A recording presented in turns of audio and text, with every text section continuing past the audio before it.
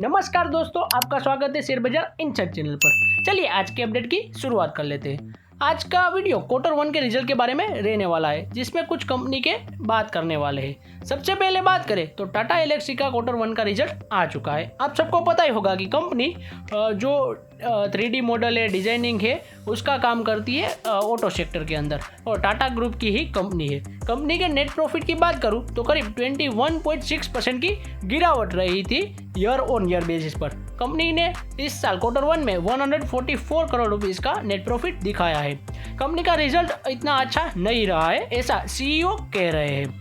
Company के CEO ने कहा है कि इस साल बाजार में अनसर्टेनिटी और ग्लोबल मार्केट में जो ऑटो सेक्टर में हाल है अभी के लिए जो चल रहा है, उसकी वजह से कंपनी के नेट प्रॉफिट में इसका बड़ा असर दिखते हुए नजर आ रहा है, और इस साल का Q1 का रिजल्ट भी इतना अच्छा कंपनी के लिए नहीं आया है।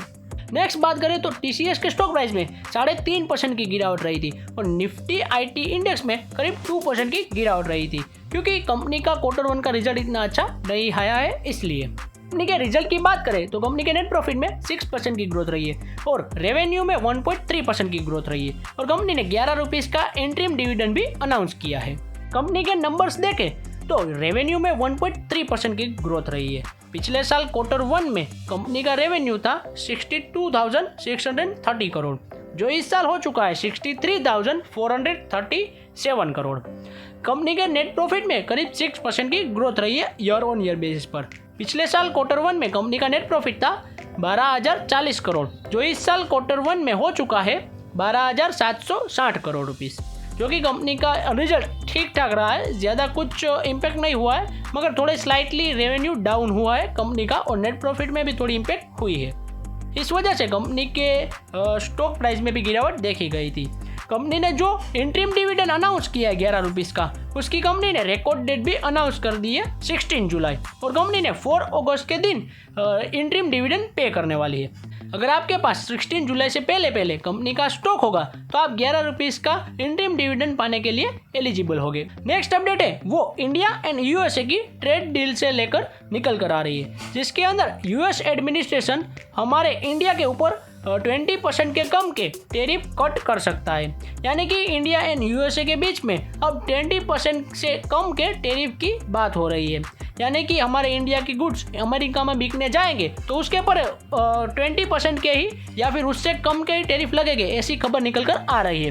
अब आने वाले दिनों में देखते हैं क्या अपडेट निकल कर आती है और ट्रेड डील कैसे साइन होती है, क्योंकि हमारे कॉमर्स मिनिस्टर पीयूष गोयल साहब तो अपनी टीम को लेकर निकल चुके हैं यूएसए के साथ बातचीत करने। नेक्स्ट अपडेट की बात करूं तो क्रूड ऑयल से निकल कर आ रही है, जिसके अंदर 2% की तेजी रही है, और पिछले वीक ब्रेंट क्रूड ऑयल में 3% की अच्छी तेजी रही है, क्योंकि यूएस की जो टैरिफ वाली नीति है, रशिया से जो परचेस करेगा क्रूड ऑयल उसके ऊपर सैंक्शन लादने वाली, उसकी वजह से क्रूड ऑयल के प्राइसेस आसमान छू रहे हैं। नेक्स्ट बात करूं तो एवेन्यू सुपरमार्ट यानी कि डी मार्ट का भी Q1 का रिजल्ट आ चुका है। ईयर ऑन ईयर बेसिस पर देखें तो रेवेन्यू में करीब 16.3% की काफ़ी अच्छी तेजी रही थी। नेट प्रॉफिट की बात करूं तो कंपनी का नेट प्रॉफिट फ्लैटिश परफॉर्मेंस रही है, 0.1% की गिरावट रही है नेट प्रॉफिट में। पिछले साल कंपनी का नेट प्रॉफिट था 774 करोड़ रुपीस, जो इस साल हो चुका है 773 करोड़। इसी वजह से डीमार्ट के स्टॉक प्राइस में आज 2.5% की गिरावट रही थी। नेक्स्ट बात करूं, इल्डा का भी Q1 का रिजल्ट आ चुका है। कंपनी के प्रॉफिट में करीब 35% की ईयर ऑन ईयर बेसिस पर गिरावट रही है। कंपनी की बात करूं तो कंपनी सोलर सेक्टर में और रिन्यूएबल सेक्टर में लोन बांटने का काम करती है, और कंपनी पीएसयू कंपनी है, यानी कि गवर्नमेंट ओन कंपनी है। कंपनी के नंबर की बात करूं तो नेट प्रॉफिट में करीब 35% की गिरावट रही थी। पिछले साल कंपनी का नेट प्रॉफिट 383 करोड़ था, जो इस साल हो चुका है 246 करोड़ रुपीस। कंपनी के रेवेन्यू की बात करें तो 29% की अच्छी ग्रोथ रही थी कंपनी के रेवेन्यू फ्रॉम ऑपरेशन में। कंपनी का रेवेन्यू पिछले साल था 1510 करोड़ रुपीस, जो इस साल हो चुका है 1947 करोड़ रुपीस, जो कि काफ़ी अच्छी बात है।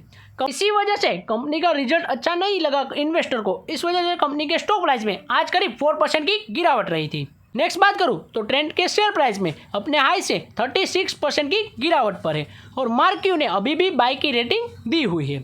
कंपनी का 7,200 रुपीज़ का टारगेट भी दिया हुआ है, और कंपनी अभी भी बाई की रेटिंग के बराबर है। कंपनी का जो ग्रोथ रहे उसकी एक्सपेक्टेशन कम आने वाली है, इस वजह से कंपनी के स्टॉक प्राइस में इतनी बड़ा फॉल हुआ है। अगर आपको इसके ऊपर कंपनी के ऊपर रिसर्च करनी है या फिर एनालिसिस करनी है तो आप कर सकते हैं। कंपनी काफ़ी अच्छी है और फंडामेंटल वाइज भी काफ़ी अच्छी है, टाटा ग्रुप से बिलोंग करती है। आज की अपडेट हमारी यहीं तक थी। ऐसे ही वीडियोस देखने के लिए हमारे चैनल को सब्सक्राइब कीजिए और बेल आइकन को ऑन करना मत भूलिएगा। Thanks for watching.